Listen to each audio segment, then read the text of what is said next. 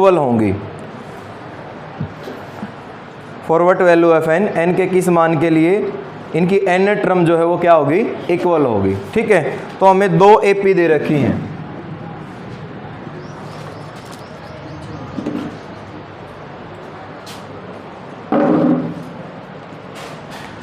दो एपी हमें दे रखी हैं। एक एपी हमें दे रखी है 63, 65, 67 और ऐसे तो ये चलती जा रही है।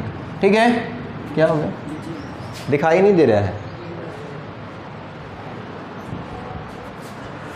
अच्छा,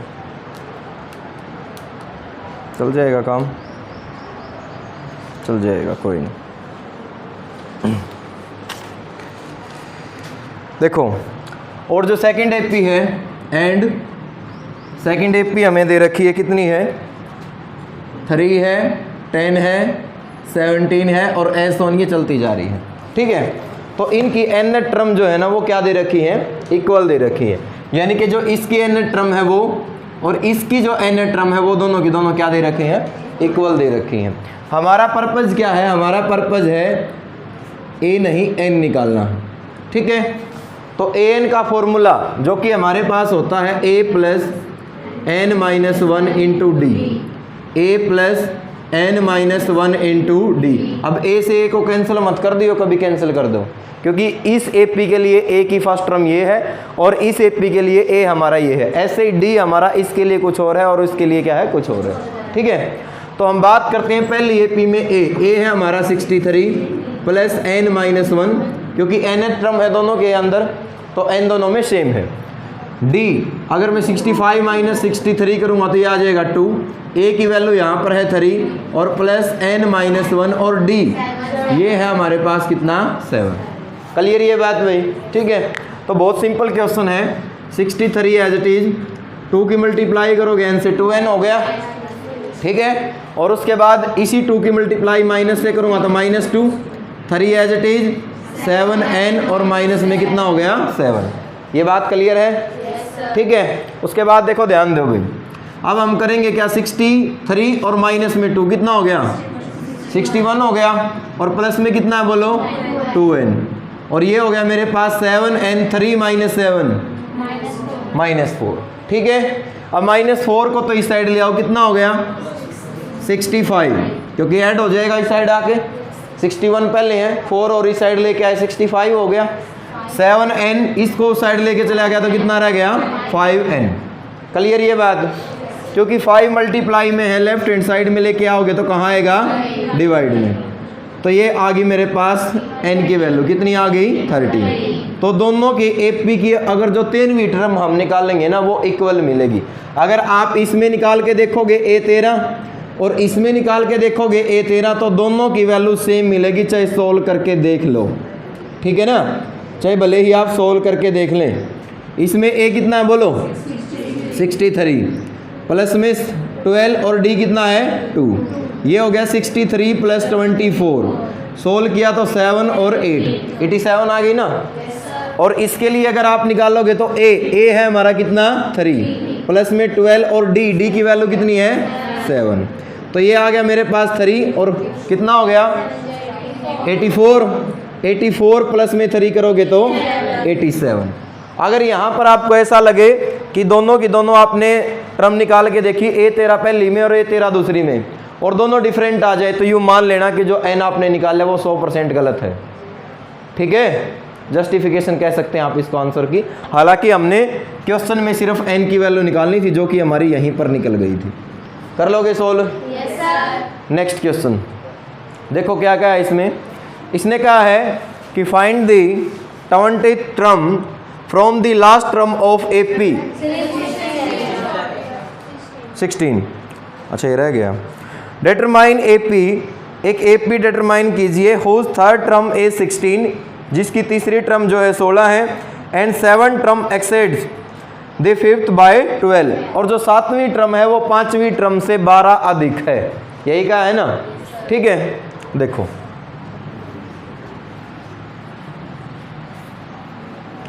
क्वेश्चन नंबर कौन सा है 16। 16। ठीक है, क्वेश्चन नंबर 16 है। इसने कहा है कि एक एपी हमने बनानी है जिसकी थर्ड टर्म ए3 तो कितना दे दिया उसने 16 दे दिया। अगर मैं A3 की ही बात करूं तो A3 को मैं लिखूंगा A + 2D = 16। इसको मैंने कह दिया इक्वेशन नंबर 1। फिर उसने दे रखा है कि जो 7th टर्म है ना A7, जो 7th टर्म है वो 5th टर्म से कितनी अधिक है 12 अधिक है। तो A 5th में यानी कि A5 में अगर मैं 12 जोड़ दूंगा तो दोनों का बैलेंस क्या हो जाएगा, इक्वल हो जाएगा। ठीक है, दोनों इक्वल हो जाएंगी। तो A7 को मैं लिखूंगा कितना A + 6D और A5 को लिखूंगा A + 4D + 12। ठीक है, और बिकॉज अब दोनों तरफ A एक ही AP से हमारा है तो क्योंकि ये सेम होगा A से A हमारा कैंसिल हो गया। तो ये रह गया मेरे पास कितना 6D माइनस में 4D = 12। यही रह गया ना। ठीक है, इसको और ज़्यादा सोल्व करेंगे तो ये आ गया हमारे पास 2D = 12 और D की वैल्यू आ गई हमारे पास कितनी 6। ठीक है, D आ गया। अगर ये D की वैल्यू हम 1 में रख लें तो वहाँ से क्या आ जाएगा A। तो आप करोगे put D = 6 in equation first. 1 में रखने पर तो A प्लस में D की वैल्यू है 6 और = 16। तो A की वैल्यू कितनी आ गई 4। कितनी आ गई A की वैल्यू 4 आ जाएगी। ठीक है, तो अब हमारे पास A भी आ गया है, D भी आ गया है। हमने एक AP डिटरमाइन करनी थी तो रिक्वायर्ड AP, रिक्वायर्ड का मतलब जिसकी हमें ज़रूरत होती है, रिक्वायर्ड AP जिसकी हमें ज़रूरत है वो बनेगी हमारे पास A + D A + 2D A + 3D, S on, ये हमारी चलती रहेगी। यही है मेथड बनाने का, general form of AP A, A + D A + 2D A + 3D और डॉट ये चलती रहेगी। हमारे पास A है हमारे पास 4 और रही बात D की तो D है हमारे पास 10 हो जाएगा। बीच का डिफरेंस 6 का है। अब सोल्व करने की ज़रूरत नहीं है, डायरेक्ट 6 जोड़ते जाओ। 16 और 6 22 कर लोगे तो रिक्वायर्ड AP हमारे पास ये आ गई, हो जाएगा ना। उसके बाद देखिए क्वेश्चन नंबर 17 भाई, इसने कहा है find the 20th term from the last term of AP। Important question है, निशान लगा सकते हो इसके ऊपर आप, कई बार एग्जाम में आता है कि इसके लास्ट टर्म से अंतिम पद से जो है इसका 20वां पद निकालिए। ऐसा क्वेश्चन उसने कहा है। ठीक है ना, लास्ट टर्म से 20 टर्म हमने इसकी निकालनी है। तो पहले हम इसके निकाल ही लेते हैं कि टोटल टर्म इसमें कितनी है। भाई टोटल टर्म इसमें 10 है, 20 है, 50 है, 100 है, कितनी है। ठीक है ना, और वो टोटल टर्म शायद इसमें 51 निकलेंगी। चलो सोल्व करके देखते हैं। तो क्वेश्चन नंबर कौन सा हमारा 17। एक AP हमें दे रखी है, गिवन AP।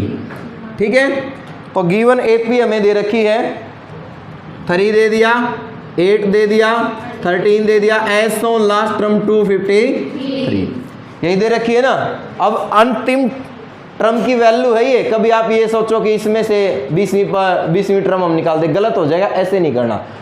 अंतिम पद का मतलब है, लास्ट टर्म का यहाँ पर मतलब है कि इस AP में टोटल कितनी टर्म है। अगर मान लिया 10 टर्म है, 10 तो होंगी नहीं क्योंकि 20 तो उसने वैसे ही पूछी है। अगर मान लिया इसमें 100 टर्म है तो पीछे से 20वीं टर्म कौन सी होगी वो हमने बतानी है। बात समझ में आई आपको? ठीक है, तो हेयर A कितना है हमारा 3 है, D कितना है बोलो 5 है, AN कितना है AN 253 यही है ना। AN का फॉर्मूले की अगर मैं बात करूं तो वो होता है A + n - 1 × D = 253 यही होता है। अगर मैं बात करूं A की तो A है हमारा 3 + n - 1 और D की मैं बात करूं तो वो है 5, तो 253 में। इसको और ज़्यादा सोल्व करूंगा तो ये आ गया n - 1 × 5 = 253 - 3 यही हो गया ना। इसको और ज़्यादा सोल्व किया तो ये आ गया n - 1 × 5 = 250। और ज़्यादा सोल्व किया तो n - 1 = 250 में 5 कैंसिल हो गया और n कितना आ गया 51। यानी कि जो एपी हमें दे रखी थी जिसकी लास्ट टर्म 253 थी, उसमें कुल टर्म हमारे पास कितनी है? 51, 51 टर्म है। तो हमने 51वें पिछली टर्म से हमने इसकी 20वीं टर्म बतानी है, क्या होगी। आगे से 20वीं नहीं बतानी, आगे से 20वीं बतानी होती तो हम a + 19d लिख के आराम से अपना पल्ला झाड़ लेते, लेकिन वो काम नहीं करना। अब की बार थोड़ा सा डिफिकल्ट कर दिया है। तो जब आप इसकी टोटल टर्म यानी कि पीछे से 51वीं टर्म से जब आप इसकी 20वीं टर्म निकालोगे तो आप निकालोगे 20th term from 51 term. Last term तो हमारी यही है, 51वीं है। तो उसके लिए मेथड क्या होगा, देखो 51 और उसमें से आप 20 घटा दो बेटा और 1 जोड़ दो, यही होगा ना। देखो कितना आ गया, 51 - 20 कितना हो गया? 31। 31 + 1 कितना हो गया? 32। यानी कि ये टर्म हमने निकालनी है। अब आप ये कहोगे कि सर ये 1 कहाँ से आ गया, इसका क्या चक्कर है एक्स्ट्रा का, क्योंकि पीछे से तो 20 घटा दें इसका मतलब निकल जाती। मैं आपसे पूछता हूँ कि आपके पास टोटल जो है 10 टर्म है। कितनी टर्म है टोटल? 10 टर्म है, ठीक है। टोटल आपके पास जो है 10 टर्म है और पीछे से आपने जो है चौथी टर्म बतानी है, पीछे से 4 टर्म बतानी है, ठीक है ना। 10वीं टर्म से 4 टर्म कौन सी होगी? 1 2 3 4, कौन सी है? 7। आई कैसे है 7? अगर 10 में से मैंने 4 घटा दिए और 1 मैंने क्या कर दिया? जोड़ दिया, तो कितना आ गया बोलो? ठीक है। तो अब भी क्या आ रहा है? 7 ही तो आ रहा है। तो कंफ्यूज मत होना इस चीज में। बात आई समझ में? ऐसे ही निकालेंगे इसको, ठीक है। समझ गए ये लॉजिक? ठीक है। तो ऐसे ये 32 को जब आप सोल्व करोगे तो कितना हो गया? ये a + 31 × d। अब a की वैल्यू हमारे पास कितनी है? 3 + 31 और d की वैल्यू कितनी है? d की वैल्यू है हमारे पास 5। कितना हो गया? 3 एज इट इज 5 और कितना हो गया? 15। कितनी आ गई है? 158। कर लोगे सोल्व? आंसर चेक करो क्या इसका यही है या गलत है। हो जाएगा? बोलो भाई।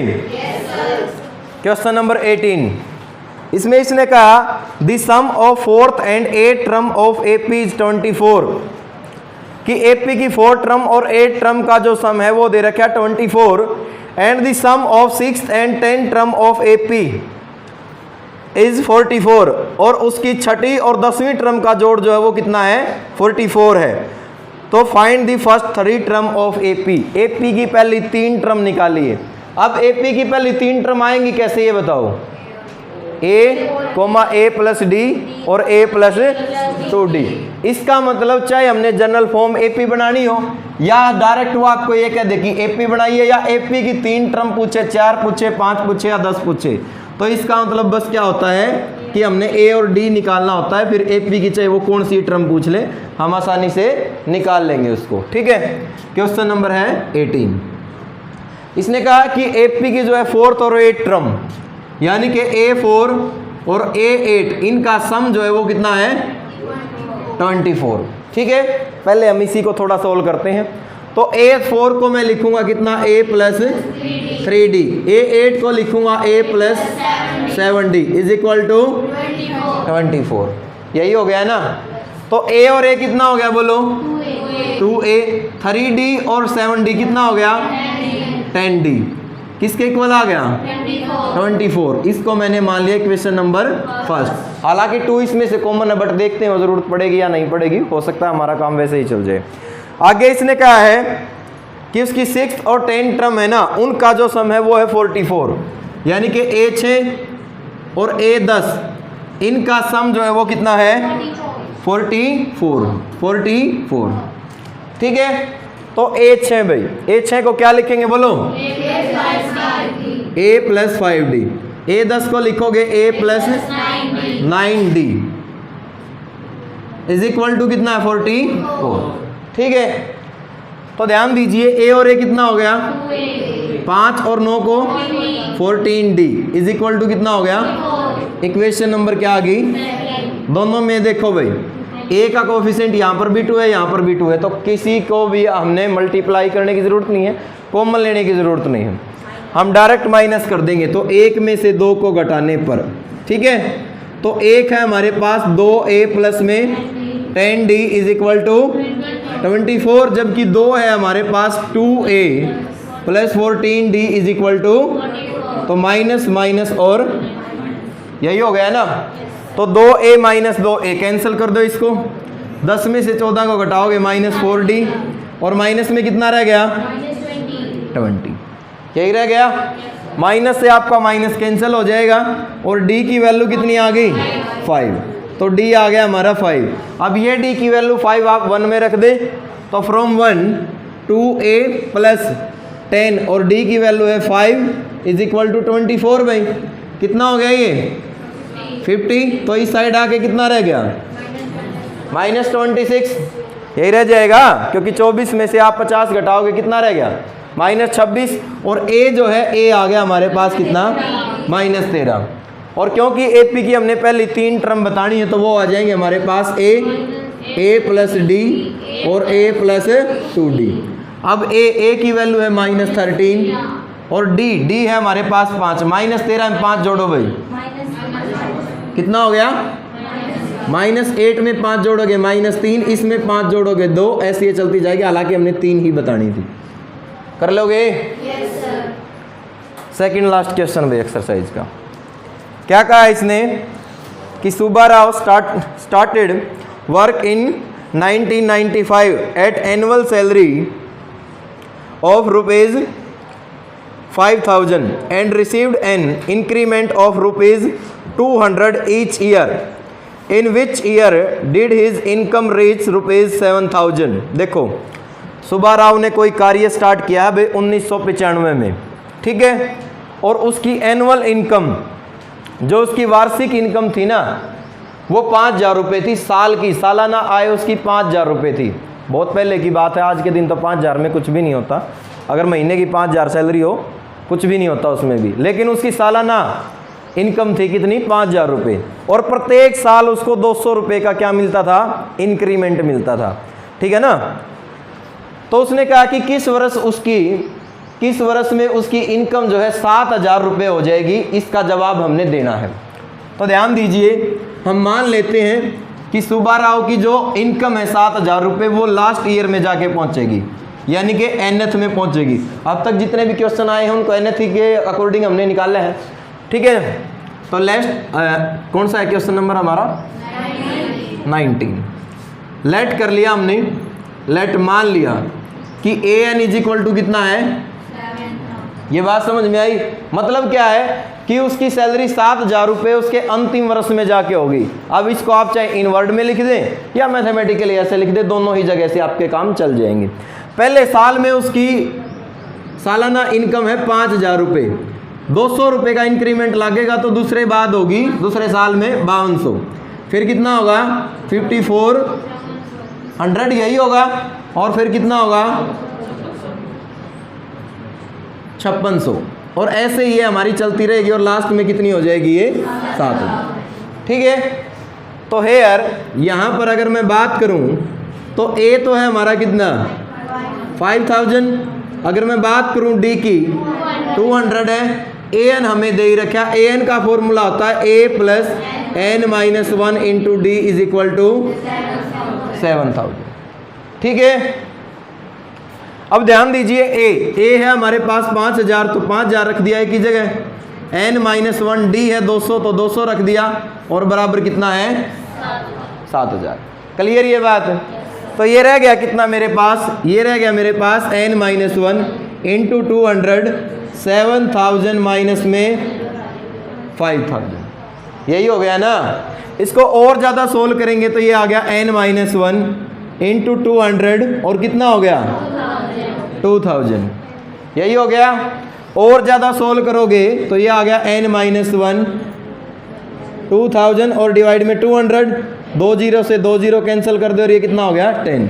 तो n minus 1 is equal to कितना हो गया 10। तो n की वैल्यू कितनी आ गई 11, n की वैल्यू कितनी आ गई 11। तो 11वें वर्ष में जो है उसका वेतन जो है कितना हो जाएगा 7000। कर लोगे सोल्व? ठीक है। अगर डाउट लगे तो 11 आप निकाल के देख लेना, 100% 7000 ही मिलेगा। कर लोगे? क्वेश्चन नंबर 20 भाई। देखिए भाई लास्ट क्वेश्चन एक्सरसाइज का, Ramkali saved ₹5 in first week. Ramkali है भाई कोई, वो पहले हफ्ता में, पहले सप्ताह में जो है ₹5 की बचत करती है, ठीक है। एंड देन इंक्रीमेंट हर वीकली सेविंग बाय ₹1.75, और प्रत्येक सप्ताह में वो उसमें इंक्रीमेंट करती है ₹2.25 का। 1.75 इतना ही होता होगा, सिंपल भाषा में ₹2.25 ही कहेंगे इनको, ठीक है। इफ द nth वीक, अगर वो nth वीक में हर वीकली सेविंग, उसकी जो सेविंग है वो वो बन जाती है ₹20.75। अगर nth वीक में यानी कि nth सप्ताह में जो उसकी इनकम है वो 20.75 यानी कि 20.75 रुपये ये बन जाती है, तो हमने जो है n निकालना है, ठीक है ना। n निकालना यानी कि किस सप्ताह में, क्वेश्चन ऐसा ही है बिल्कुल, ठीक है। तो देखो ध्यान दो भाई, दिया क्या है हमारे पास, गिवन कंडीशन क्या क्या वो समझें आप। एक तो उसने दे रखा है कि उसकी जो nth सप्ताह में इनकम है वो है 20.75, यही दे रखा है ना, यानी कि इतने रुपए उसके पास हो जाते हैं।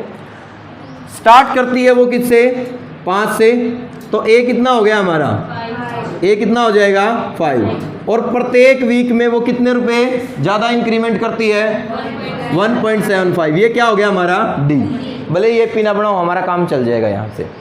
अब an का फॉर्मूला होता है a plus n minus 1 into d is equal to, यही हो गया। इसको और ज़्यादा सोल्व करूंगा तो a की वैल्यू है 5 प्लस n माइनस 1 डी की वैल्यू कितनी है, इज इक्वल टू कितना है, ठीक है। तो n माइनस 1 ये एज इट इज, 1.75 ये भी एज इट इज, 5 को इस साइड ले गया, कितना रह गया, यही रह गया ना। इसको और ज़्यादा सोल्व करूंगा तो n माइनस 1 ये एज इट इज 15.75 डिवाइड में आ गया 1 पॉइंट, तो पॉइंट से पॉइंट कैंसिल कर दोगे, कहीं से भी कैंसिल कर सकते हैं, कैसे, जब सेम डिजिट हो तब कैंसिल होता है। अगर मान लिया यहाँ पर भी 2 ही डिजिट है, यहाँ पर भी 2 ही है, तो कैंसिल कर दोगे। ऐसा नहीं था कि यहाँ पर 1 डिजिट के बाद पॉइंट था, यहाँ पर 3 के बाद है और फिर भी कैंसिल कर दें, सेम डिजिट के बाद हो ना तो हम कैंसिल करते हैं। अब कितने पे कैंसिल है ये, 9 पे या 5 पे, 9 पे करोगे डायरेक्ट, चलो कितना हो जाएगा, 9 से करोगे तो पूरा ही कैंसिल हो जाएगा। चलो तो n minus 1 is equal to कितना आ गया 9, और n की वैल्यू कितनी आ जाएगी 10, ठीक है। तो जब उसकी इनकम जो है 20.75 रुपये ये हो जाएगी, वो किस सप्ताह में होगी, 10वें सप्ताह में जाके होगी, कर लोगे, ठीक है। हालांकि ये क्वेश्चन बहुत सिंपल से क्वेश्चन दे रखे हैं, लेकिन जब आप हायर क्लासेस में जाओगे तो इसी एप्लीकेशन को आप बहुत बड़े लेवल पे भी सोल्व करोगे, ठीक है। अब आपको लग रहा है कि छोटे मोटे रुपए बस पागल बना रहे हैं, हमने ऐसा कुछ नहीं है, लेकिन यहाँ से आपका बेस तैयार होता है, क्योंकि फर्स्ट टाइम आप एपी की जो है एप्लीकेशन पढ़ रहे हो। तो समझ में आ गया ये सारा का सारा। उसके बाद अब जो हमारा नेक्स्ट टॉपिक है इसके आगे, वो है हमारा एसएन का फॉर्मूला निकल के आएगा, जिसका कई बार पहले भी जिक्र हो चुका है, ठीक है। और ये लास्ट फॉर्मूला है भाई इस चैप्टर का। देखिए, sum of nth term of AP is, ठीक है। अगर मान लिया हमारे पास nth टर्म है एपी की, और दैट इज, सपोज करो पहले हमने वो मान ली, क्या है a plus D, a plus 2d, a plus 3d, a plus 4d, S on a plus n minus 1 into D. AP की मान लिया हमने ये इतनी टर्म है, ठीक है। तो इसमें जो सम का फॉर्मूला होगा ना, एस एन से उसको डिनोट करेंगे। एस का मतलब सम, एन का मतलब एन टर्म। अगर n की वैल्यू 10 है तो 10 टर्म का सम एस 10 बोलेंगे, n की वैल्यू 5 है तो एस 5 बोलेंगे, n की वैल्यू 50 है तो एस 50 बोलेंगे। फॉर्मूला क्या होता है, n/2 into 2a plus n minus 1 into D, n/2 into 2a plus n minus 1 into D, याद रह जाएगा, ठीक है। और इसको क्या लिख सकते हैं, इसी फॉर्मूले को ये भी लिख सकते हैं, n/2, 2a को मैं लिख सकता हूँ a plus a plus n minus 1 into D. ठीक है, और इसको हम क्या लिख सकते हैं, n/2।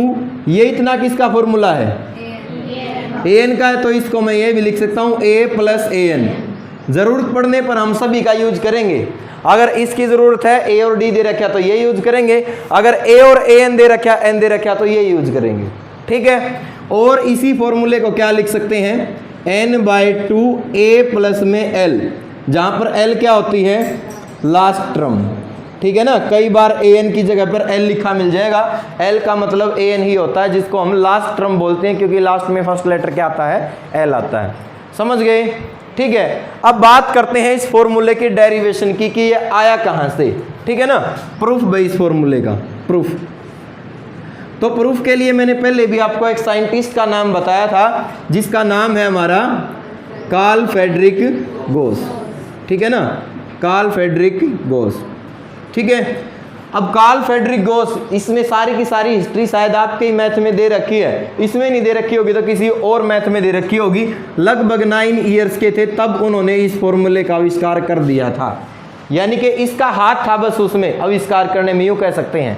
अब सीधी सी बात है, ये कोई नया मेथड निकाल के लेके आया है तो नाम तो फिर इसी का चलेगा ना भाई, फॉर्मूले के ऊपर। हुआ क्या था कि क्लास में इसको एक छोटा सा वर्क दिया गया था, जैसे हम भी कई बार बोल देते हैं आपको। करते क्या है, अगर मान लिया मैंने अपना कोई काम करना है रजिस्टर का, मान लिया मैं अटेंडेंस रजिस्टर तैयार कर रहा हूँ।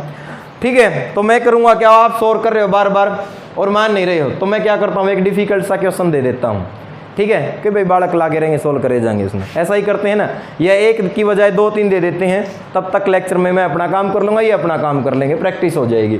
ऐसे ही जब क्लास में बच्चों को, यानी कि जितने भी बच्चे थे और इनके टीचर्स ने, उनमें से, उन क्लास के बच्चों में से कार्ल फ्रेडरिक गोस भी थे, तो उन जब क्लास को एक काम दिया गया कि आपने करना क्या है, इस प्रूफ से पहले थोड़ी सी स्टोरी बता रहा हूँ मैं, कि 1 से लेकर और 100 डिजिट जितने भी हैं हमारे, उन सभी का क्या करके दिखाना है, सम करके दिखाना है। ऐसा क्वेश्चन जो है पूछा गया था क्लास में। ठीक है, तो कुछ स्टूडेंट मेरे जैसे नालायक थे, वो करने क्या लगे, 1 + 2 + 3, 1 + 2 कितना हो गया 3, + 3 कितना हो गया 6, प्लस में कितना आएगा फिर यहाँ पर 4 कितना हो गया 10, फिर प्लस में 5 कितना हो गया 15, फिर प्लस में 6 कितना हो गया 21, प्लस में 7 कितना हो गया 28। ऐसे लगे रहे, क्योंकि प्रोफेसर भी यही चाह रहा था कि ऐसे लगे रहेंगे और मेरा काम हो जाएगा। लेकिन कार्ल फ्रेडरिक गोस ने लगभग 10 सेकंड में ही जवाब दे दिया था इसका, ओनली 10 सेकंड में उसने बता दिया था कि इसका आंसर जो है 5050 होगा। ठीक है, तो जब उसने टीचर्स ने पूछा कि भाई इतना जल्दी कैसे आंसर बता दिया, क्योंकि बुक में तो क्वेश्चन था ही नहीं, आंसर आपको पहले कैसे पता चला, तो उसने क्या किया, जितने भी बच्चे थे ना उन बाकी बच्चों से डिफरेंट सोचा। और गणित बस बेटा एक ही चीज़ आपको बताता है, मैं आज आपको बता दूं। कुछ बच्चे बोलते हैं ना कि 10th में हमने पढ़ लिया, साइन पढ़ लिया, कोस पढ़ लिया, आगे आएगा ट्रिग्नोमेट्री हमारा, या बहुत सारी क्वाड्रेटिक इक्वेशन के मेथड सर ने बता दिए, उसके बाद पेयर ऑफ लीनियर इक्वेशन के बहुत सारे मेथड बता दिए, आगे जाके जॉब मिल गई क्लैरिकल में या किसी और डिपार्टमेंट में मिल गई, माइंड में बस एक ही क्वेश्चन होता है, इतना मैथ रटवाया था साढ़ा, आज तक यूँ नहीं मेरा लगा यूज कहाँ करना है। ऐसा ही होता है ना, गालियाँ देते हैं टीचर्स को कि खाम खा कुटाई करा करते हमारी, लेकिन ज़िंदगी में कहीं यूज़ नहीं होता। बट सच्चाई ये है बेटा, ज़िंदगी के हर एक मोमेंट पे आप गणित का यूज़ करते हो, हर एक मोमेंट पे गणित का यूज़ करते हो, कि मतलब आप कितना डिफरेंट सोचते हो वो सारा का सारा गणित है। जिस दिन आप सही मायने में गणित पढ़ने लग गए ना, आपका माइंड बहुत ज़्यादा डेवलप हो जाएगा, बहुत ज़्यादा आपकी सोचने शक्ति बढ़ जाएगी, तर्क शक्ति आपकी बहुत ज़्यादा बढ़ जाएगी। आप एक प्रॉब्लम को सोल्व करने के लिए फिर आपके पास एक मेथड नहीं होगा, 10 मेथड आप ढूंढ लोगे। ठीक है, बहुत सिंपल सी बात है, आपने यहाँ से आपके घर तक जाना है, बस माइंड में सीधा सा आइडिया होता है कि भाई ये छोटा रास्ता है और मैं इस रास्ते से घर पे जाऊँगा तो जल्दी पहुँच जाऊँगा, लेकिन यहाँ पर भी गणित ही है, क्योंकि आपको पता है इस रास्ते की डिस्टेंस जो है कम है तो ही मैं जल्दी पहुँचूंगा। आप लंबा रास्ता क्यों चुनोगे जिसकी डिस्टेंस ज़्यादा है? ठीक है ना, बहुत सिंपल सी बात है, लेकिन लॉजिक ये गणित से ही आते हैं सारे के सारे। जो जितना ज़्यादा मैथ में इंटरेस्ट लेता है उसका माइंड उतना ही ज़्यादा चलता है, आइडिया उतने ही ज़्यादा माइंड में आते हैं। तो उसने क्या कहा कि जो बाकी बच्चे थे ना उन बच्चों से डिफरेंट सोचा। डिफरेंट क्या सोचा? उसने डिजिट को लिखा 1 + 2 + 3 + 4 + 5 एज सोन, और नंबर क्या था लास्ट हमारा 100। ठीक है, और क्योंकि उसने इसका सम करना था तो एस से उसने इसको डिनोट कर लिया। और फिर उसने क्या किया, इन नंबरों को पीछे से लिखना स्टार्ट कर दिया। 100 प्लस 99 प्लस 98 प्लस 97 और एस ऑन लास्ट नंबर क्या आएगा 1। नंबर तो वही है सारे के सारे। इसको उसने कह दिया इक्वेशन नंबर फर्स्ट और इसको उसने कह दिया इक्वेशन नंबर सेकंड, और दोनों को जोड़ दिया तो एस और एस कितना हो गया 2s हो गया। 1 व 2 को उसने क्या कर दिया, जोड़ दिया, तो s और s कितना हो गया लेफ्ट हैंड साइड में 2s। 1 प्लस 100 कितना हो गया 2 प्लस 99 कितना हो गया 3 प्लस 98 कितना हो गया और 4 प्लस 97 कितना हो गया, यही हो गया ना, ठीक है। और s ऑन जब वो जोड़ते हुए चला इनको आगे तक तो 100 प्लस 1 कितना हो गया, यही हो गया ना। तो क्योंकि जितने भी नंबर थे अब जो हमें अलग अलग दिखाई दे रहे थे, बकवास से दिखाई दे रहे थे, अब वो सारे के सारे एक जैसे दिखाई दे रहे हैं, ठीक है। और क्योंकि ये नंबर हमारे पास कितने हैं 100 तक हैं तो डायरेक्ट हम इनको 100 से ही गुणा कर देते हैं। ये तो सिंपल सी बात है, ठीक है। क्योंकि भाई जब हमने किसी चीज़ का सम निकालना हो, हमें पता है एक सीरीज में हमारे पास नंबर 50 है और सारे के सारे एक जैसे हैं, तो उस पहले वाले नंबर को ही 50 से गुणा कर देते हैं।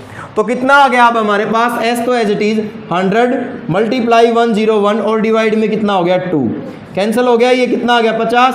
और जब आप 50 की गुणा 101 से करोगे तो कितनी आएगी 5050, और यही उसने आंसर बताया था कि इसका आंसर कितना होगा 5050 होगा।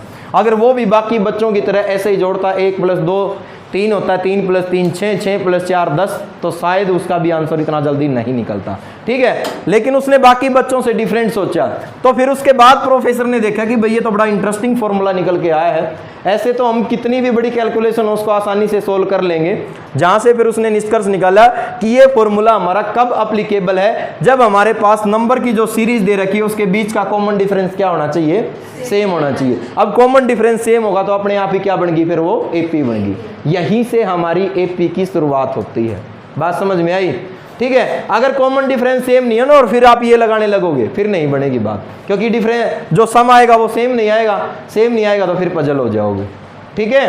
तो वहां से हमारी एपी बनी थी, एपी से फिर हमारा यानी कि जनरल फॉर्म उसकी बनाएगी। उसके बाद हमने एन पढ़ा है और एसएन स्टार्टिंग में, हालांकि एसएन ही आया था हमारा, ठीक है। तो यही बात मैं आपको बता रहा हूं बेटा, मैथ में आपने जो है डिफरेंट सोचना होता है, डिफरेंट टाइप से सोचना होता है।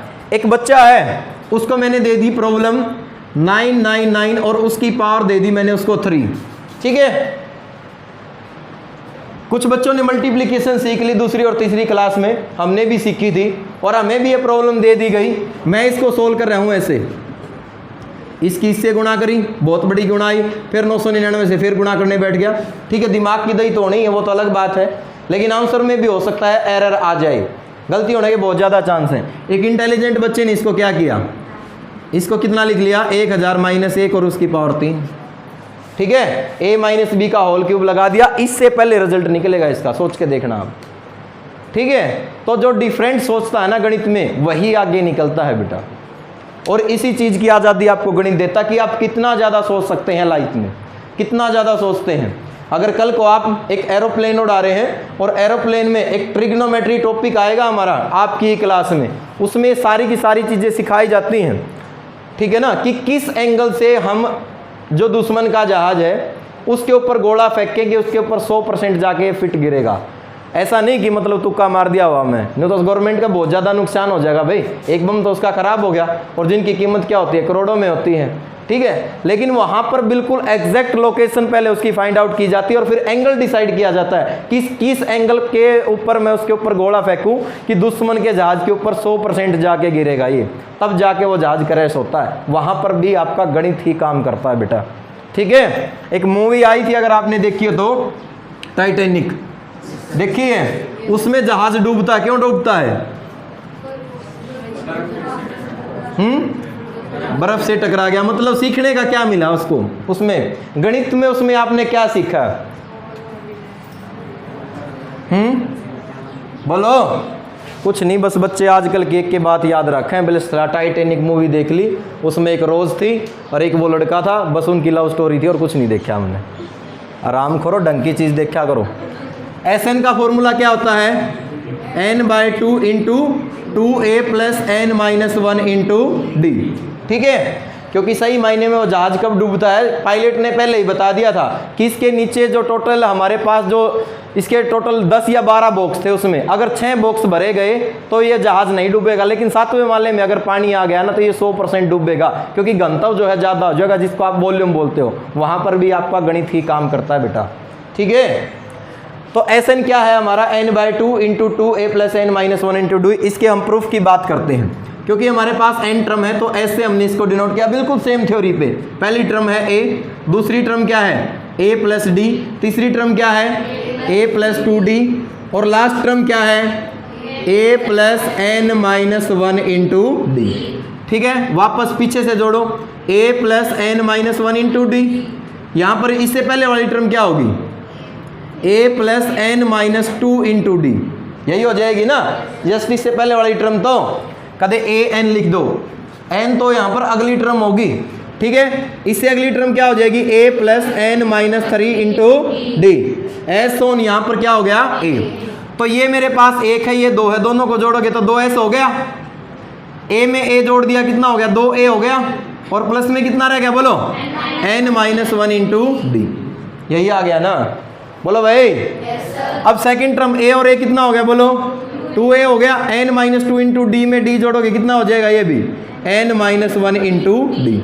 कन्फ्यूज मत होना, n माइनस 2 है, यहाँ पर एक d है, कॉमन d ले लिया तो हमारे पास टर्म बचेगी कुछ ऐसी, कितना हो जाएगा वही हो जाएगा n माइनस 1 इंटू डी, पहले वाली ही सेम टर्म आ जाएगी। जैसे वहाँ 101 आया था ना, यहाँ पर 2a plus n minus 1 into D आएगा। ऐसे ही जब लास्ट को जोड़ोगे कितना हो गया बोलो 2a plus n minus 1 into d. अब ये बताओ इस सीरीज में कितनी टर्म है, ये कितनी है n टर्म है, क्योंकि n टर्म हम लेके चले हैं, ये लिख रखा, तो इसको मैं डायरेक्ट n से मल्टीप्लाई कर दूं भाई 2a plus n minus 1 into D, क्योंकि वहाँ 100 टर्म थी तो 100 से गुणा किया था, यहाँ n है तो n से गुणा कर दिया। क्लियर है ये बात। तो s कितना आ गया निकल के बोलो 2 आ गया डिवाइड में, तो कितना हो गया 2a plus n minus 1 into D. तो सिंपल डेरिवेशन ये है बेटा Sn का, आ गया समझ में? कर लोगे?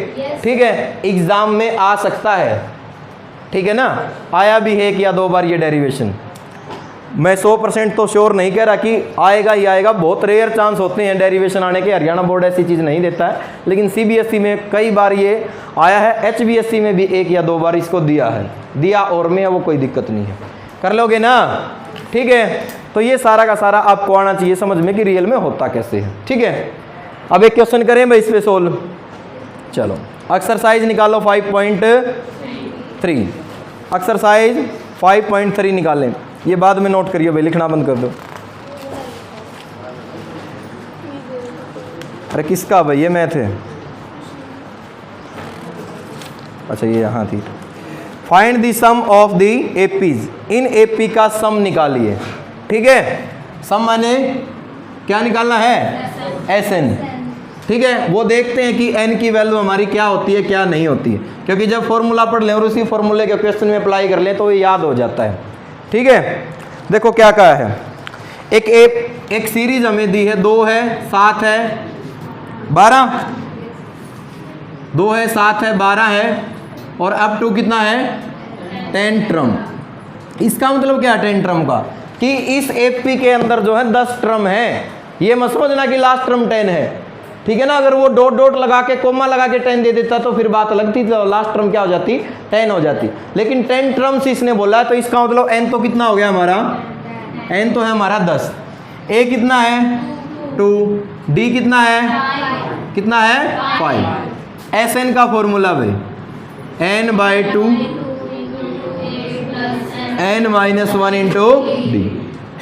ठीक है, तो n की वैल्यू है 10, तो 10/2, 2a की वैल्यू है 2 प्लस 10 माइनस 1, और d की वैल्यू कितनी है।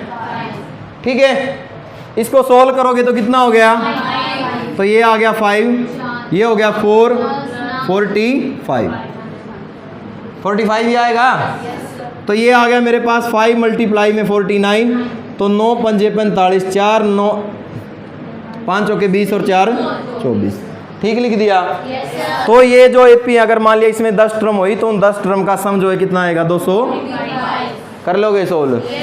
तो पहला क्वेश्चन बेटा इसका कर लेना, अगर हो जाए तो इसके सारे पार्ट ठीक है, नहीं तो कल वाले लेक्चर में करेंगे। कल टेस्ट है ना आपका, टेस्ट होगा तो 5.2 तक टेस्ट लेंगे, डेरिवेशन आ सकता है इनका, हाँ एग्जाम्पल के साथ।